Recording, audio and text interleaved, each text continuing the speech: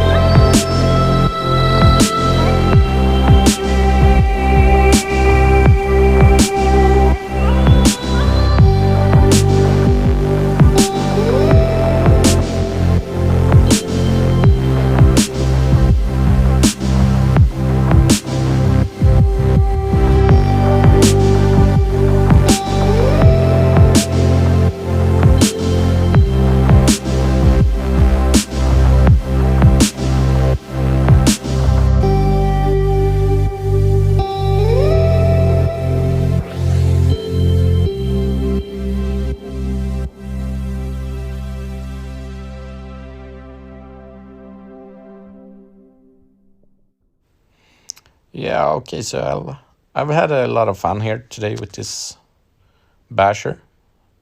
Kind of slow, bit lack of power, so it's a bit hard to control in the air, but it's durable, so it doesn't really matter, and it's cheap, and you can always put some more power in it and change out the shocks for some better shocks to avoid this springiness that is with the friction shocks. So yeah, it's a decent truck. So remember to check out the links below, leave a comment and subscribe, and I'll see you in the next video.